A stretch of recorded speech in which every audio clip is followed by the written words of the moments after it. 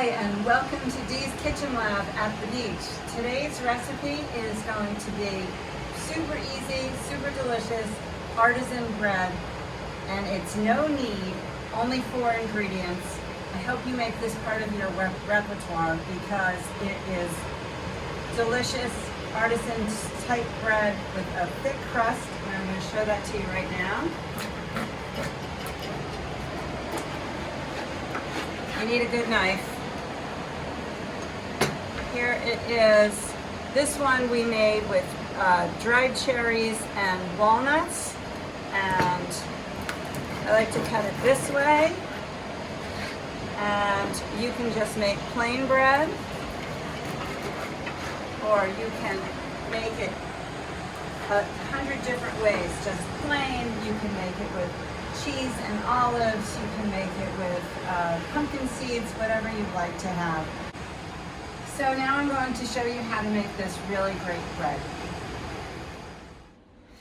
All right, so we're going to start with our simple bread that only has, let's see, 1, 2, 3, 4 ingredients. So the first one is going to be 3 cups of King Arthur bread flour. And this really, you can do this with all-purpose flour, but it works much better with bread flour. To that, I'm going to add 1 1/4 teaspoons of table salt, 1/4 teaspoon of yeast. It could be instant yeast or regular yeast, it doesn't matter. And I left my whisk over on the counter. Be right back. Oh, my assistant's getting the whisk. Thank you. Now I have a crew. And we're just gonna whisk that together. And that's it. And now I need a wooden spoon. Thank you. Perfect. So I've got 1 1/3 cups of room temperature. Actually, it doesn't matter what temperature the water is. 1 1/3 cups. And just mix that together. And I'm just gonna keep mixing this up for maybe another 2 minutes until all the dry bits are completely mixed in. You don't even have to clean your bowl. I'm just gonna flatten it out so it's a little even. Oh, I forgot. This bread right now is done. You can cover with plastic wrap and put it aside for 18 hours. But for this one, I thought it would be nice to have a sort of a fruit and nut bread. So I'm adding 3/4 cup of, these are dried pitted tart Montmorency cherries. You can get these at Trader Joe's. These are so delicious. Put these in chocolate brownies, they're wonderful. And then I'm going to add some walnuts. So also about 3/4 cup. And I'm just gonna mix those in for another minute. This guy goes back in there.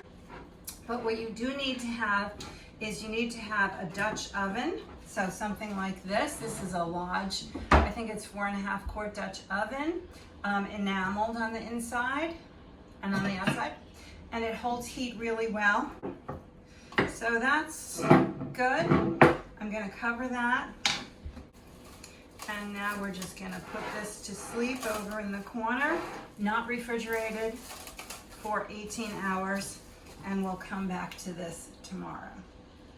Okay, that's it for now. Okay, so it has been 18 hours. I started this yesterday afternoon at 3, so 9 o'clock today, and it's ready to be turned out and go for the second rise.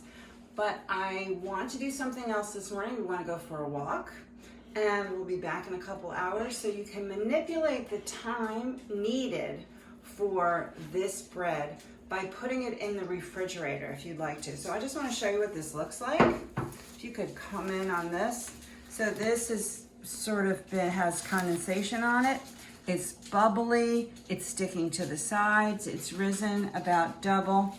So I'm just gonna stick this in the fridge so it doesn't, to slow down the fermentation. And then when we come back, I'll take it out and let it come to room temperature, and we'll proceed normally from there. All right. Okay, so we're back from our walk, and I've taken my dough out of the refrigerator and put it outside on the balcony so that it could warm up. It deflated a little. It's been about an hour and a half or so to get it back to room temp. And I would normally turn it out onto a cutting board, but we don't have one that's clean right now. So I'm just going to coat a tea towel, definitely not a terry cloth towel, with some flour. And I usually don't do this because I don't feel like washing a towel that's full of flour, but that's all I have available right now. Okay, so if you can come in close to this. So you can see that the dough is stretchy and it's sticking to the sides, and that's just as it should be. I think what's happened is that the dried cherries, which I've never used before in this, have absorbed some of the, I'm going to put a little flour on my hands, have absorbed some of the water. And so they've gotten a little dried out. So I'm just going to turn it over on itself a couple times, and just so that it forms a nice ball like this. And I'm just going to push it in like that.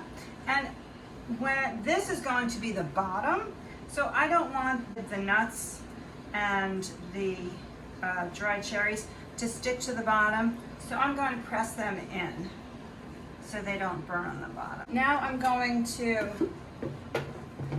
put a little bit of a flour on here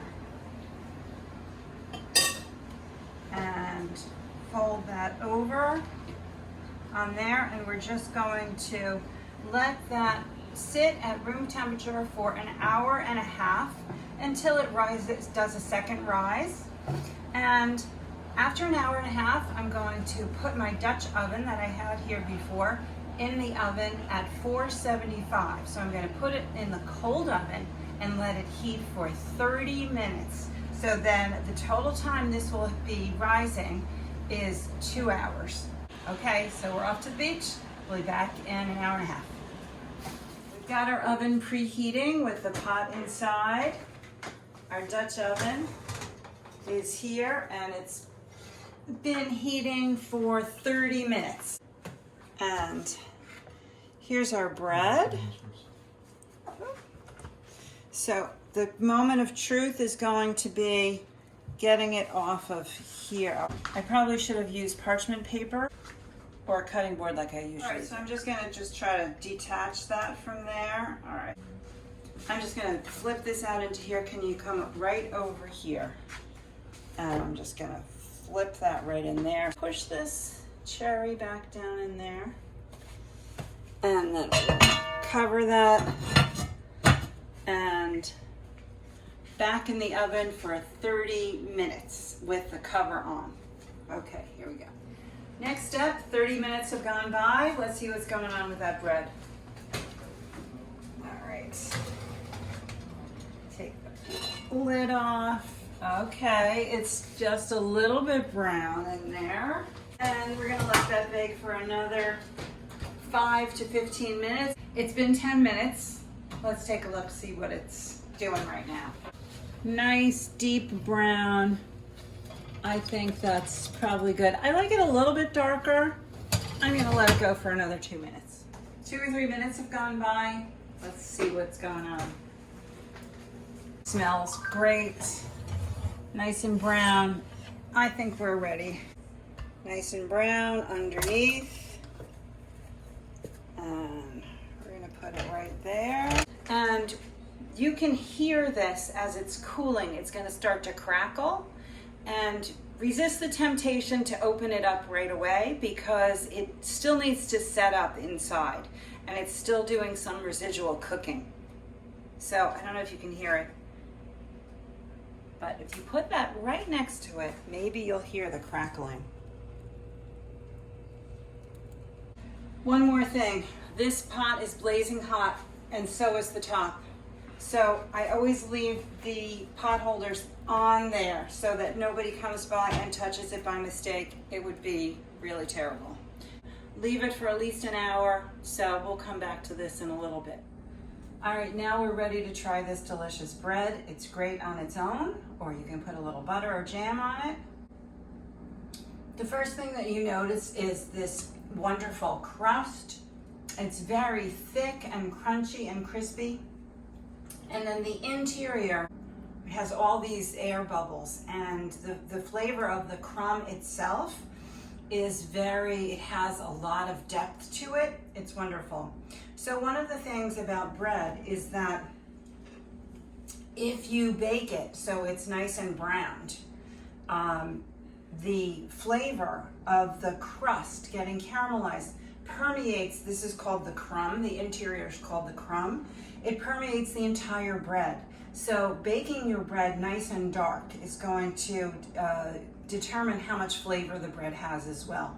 That long rise also contributed to the formation of the fermentation and the formation of the gluten. So let me tell you how that works. So if you knead bread, the protein in the bread gets activated by the water.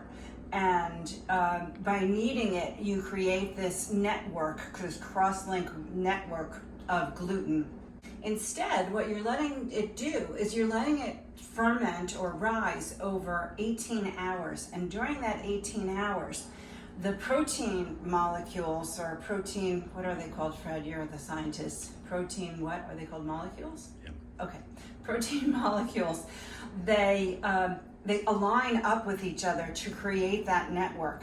Because the ratio of water to flour is very high hydration ratio, it's easy for the proteins to line up. If it was a drier dough, that wouldn't happen. So two things: long fermentation, very hydrated wet dough, and they line up and create that network without doing any of the kneading that you would normally do with bread.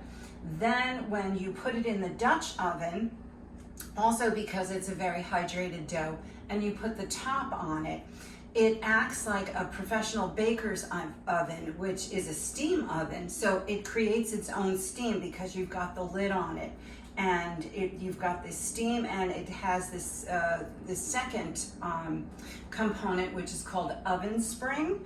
And as it goes into the oven, it rises up because of that extra steam in there, and that gives you this wonderful bread, which is just wonderful. You can make this with the add-ins or just plain. I do hope you try this, and it's very hands-off. It just requires a number of hours. So if you were going to make this let me just get my notes. My favorite time to start this is at 1 o'clock in the afternoon on the day before. And then it rises until 7 o'clock in the morning. That would be your 18 hours. And then I like to get up first thing. I take it out of the bowl that it's been rising in, and then let it start the 1.5 hour rise. Put the pot in the oven for the half hour. And by 9 o'clock, it's ready to put in the oven, and then you bake it from 9 till 9:45. So that's my favorite time to do it, 1 in the afternoon the day before. So you can make great bread, but you can't have it today. You can make great bread tomorrow. Okay, one last tip. When you're storing your bread, if you put it in a plastic bag, it encourages it to mold. So what you want to do is put one of the cut sides down, and this is all we have left from yesterday, and cover it with a bowl. Just like they have glass domes in bakeries, they cover things. You don't want them to be covered airtight, but you just want them to be protected from staling. If you don't have a glass dome, like I don't, you can use a bowl, a stainless to anything. And then after 2 days, you can toast it. You could cut it up and make croutons, or just create breadcrumbs from it. Okay, that's it. So I hope you try that recipe. I'll give you the recipe again, And this was made very famous by Jim Leahy. He has a great book called My Bread. I highly recommend it. Okay, that's it for today. Happy cooking and happy eating.